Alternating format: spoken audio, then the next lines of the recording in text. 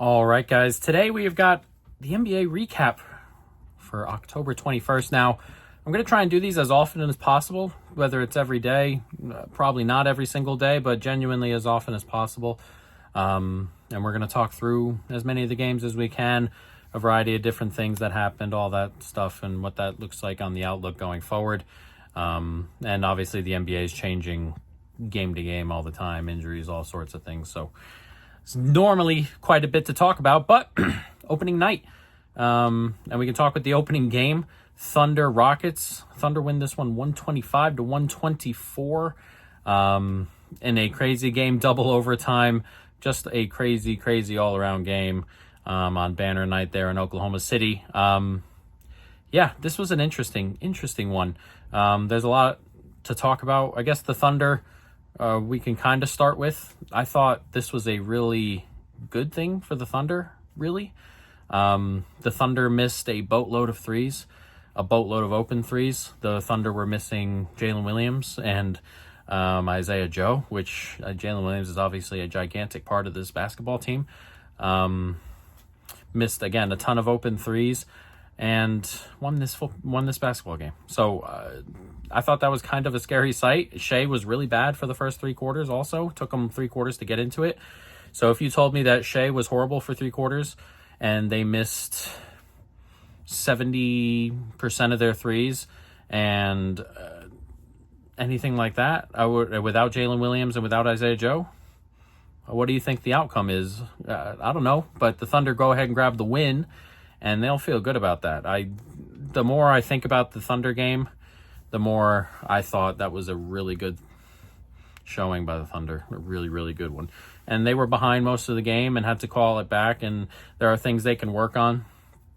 Obviously, they have an issue when they go ahead in games, especially important games. It happened last year in the playoffs as well. In important games, the offense just stops being the offense when they go ahead, like with time running. Like they went up 6 in the overtime, and then the next 2 possessions were dribble it around on the perimeter and force a 3 from Shea. The next 2 possessions. And they didn't create anything. They didn't run any offense. And that's something that's happened last year in important games, and it started this year in that overtime. I don't know why they do that. I don't know why they don't just run offense. There's 2.5 minutes to go. There's a ton of possessions left. Just run your offense. If you're getting a good bucket, you're getting a good bucket. I get it if you don't want to like run your offense and force shots. You don't have to force shots, but when you're just standing there with the ball and waiting until 5 seconds to run, you're going to force a shot regardless, and chances are it's going to be a worse one. So I don't know why they do that.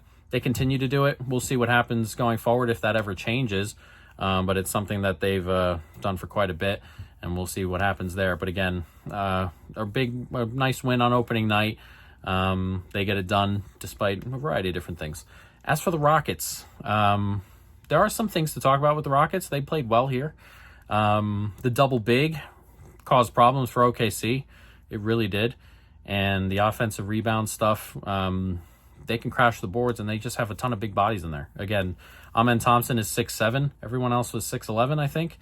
And when you crash the boards, and Thompson can get up like a guy who's 6'11", like when you crash the boards, there's a ton of big bodies in there, and they were getting offensive rebounds. They out-rebounded OKC by like 14 or something.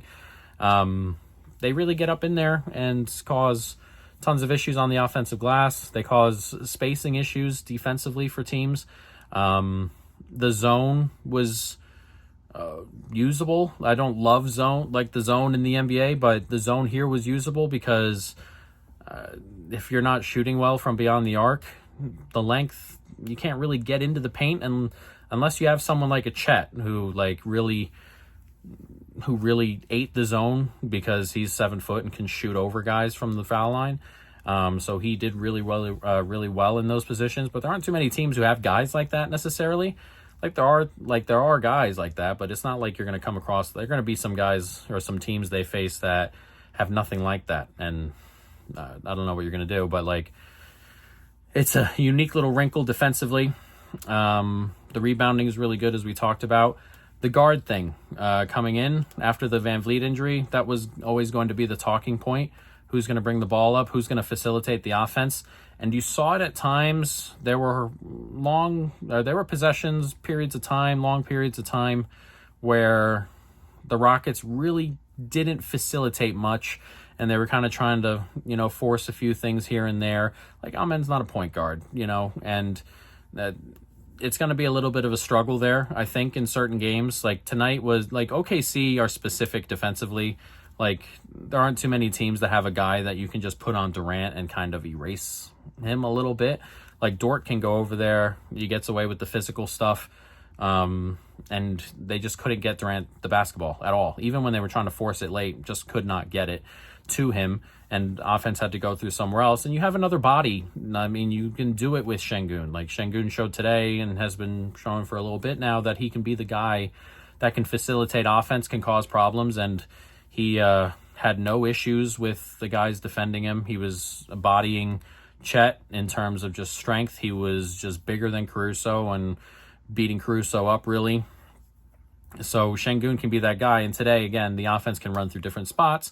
But you see the issues in terms of not having a guard, someone who can facilitate, someone who can perhaps score from the perimeter comfortably. That was one of their things coming into the season as well. They lose like 7 threes a game with some of the guys they left, and Durant's not a huge volume three-point shooter.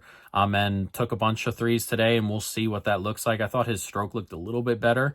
He didn't make too much today, but like if it turns into threes made, then that opens up a little bit for him as well. But if Amen and Durant are going to be the guys you need to take threes, you saw Şengün do a little bit, you're going to have to find him somewhere. And those guys are not necessarily three-point takers in volume. They take, like Durant talks about all the time, I'm just going to take the right shot. So if Amen doesn't necessarily get better at threes, you're going to have to find something somewhere. Where it comes from, I'm not sure. Thought it might come from Reed Sheppard. I was really, really disappointed in Reed Sheppard. That looks like someone who's not going to be a long-term viable starter in the NBA. Like, I don't want to say like someone who's out of the NBA completely, but if you're a cone defensively in the playoffs, you can kind of get away with it. If you're a cone, like, you don't have to do a lot to defend well, like in regular season basketball. If you're a cone defensively like that and you're getting shoved around everywhere and teams are just going at you over and over again, I don't know what that looks like. And he has to shoot at a really crazy clip to overcome that stuff. So, and again, look, you're playing OKC, and, I'm not going to throw his career away or anything right now. I was just really, really disappointed, and there were just a ton of red flags with Reed. And, it's this what's going to, sometimes it happens. Some dudes are not NBA players, and also it's his second year and his first full year really going at it. So I don't want to go too much into Reed. I was disappointed with that, and that's going to have to be better. But that was someone who you thought might get some volume 3 work. If he's not getting a bunch of minutes, that might be out the window. So there were some things with the Rockets they'll have to work their way through during the season, but encouraging. They played pretty well here, should have won this game. Well, they feel they should have won this game somewhere along the way, and they'll feel all right. The Thunder, I think, will feel fine. They get away with a win. They did it without Jalen Williams. They did it without Isaiah Joe. They did it shooting poorly from 3. They'll feel pretty good. The second game, Lakers, Warriors. This was an interesting one as well. Warriors win this one, I think, 119 to 109. I don't have the score in front of me. But this is a basketball team in the Warriors versus Luka and friends. The other way around, like, there's very little. We'll talk about the Warriors first, because there's not a ton to talk about here. There's a lot of veteran players here, a lot of good veteran players. Draymond, Steph, Jimmy, Al Horford, Kuminga played well. Kuminga's an interesting player, but like, you have like a lot of vets here, good vets who've played basketball for a long time, who have played winning basketball for a long time. They're going to be good when they're healthy. The biggest thing about the Warriors isn't if they're good, it's if you're going to keep 4 35-year-olds healthy all year. Probably not. And that what you want to do is kind of just like keep them as healthy as you possibly can throughout the year and win enough games to get into the playoffs. That would be my expectation. But yeah, they're a good basketball team. Jimmy Butler played well. Curry is still going to shoot his threes and make them at a decent clip, as you would expect. Pods is a good player, can facilitate off the bench. Draymond is still a really good defender, can move the ball around still. Al Horford is going to do his due diligence as well. So there are good players here. Kuminga is an interesting player we talk about a lot. He's aggressive, goes at the basket. This is a good game for him because there's not a lot in the interior for the Lakers. The issue with Kuminga comes up against when you're playing a Houston Rockets. Then he becomes unplayable because he can't really do anything else. So Kuminga's a really strange player. And he's going to have nights where he really, really helps him. And he's going to have nights where you're like, why is he on the court? And why is he on the basketball team? It's a very, very stark, fully dependent on the team he's going against. So a really good matchup today. And he'll play the Rockets, or he'll play, I don't know, who else is going to run double big stuff. He'll probably play Minnesota, teams like that. Those type of teams. I'll get a couple off the top of my head here. The Thunder, teams that can play double big, or teams that have size in the middle at two positions, and one's guarding and one's protecting the rim. He can't really play in those games. But again, tonight, he was great because he can get to the basket. So he's a weird player. But again, the Warriors are going to be good. The Warriors are going to be tough to beat on a night-to-night basis. The issue with the Warriors, again, will be the back-to-backs, will be the games where they're just not healthy, and that's probably going to be it. And then other than that, they're going to make their run in the playoffs, you would think, or at least they'll be good enough to make their run in the playoffs. Whether they're good enough to kind of win a title is different, but they're going to try and stay healthy and get there. As for the Lakers, this is going to be, I think, a weird year for the Lakers. A not so good year. LeBron's obviously not playing in this game, and he's hurt. And Luka did a whole lot of everything and had to. There's very, very little else here. Ayton was really bad, and obviously it'll take time to kind of fit in there. But we talked about Ayton over the summer. I didn't understand the signing. I didn't think it was a good fit. I don't think he's a good player. And, I didn't like the signing at all.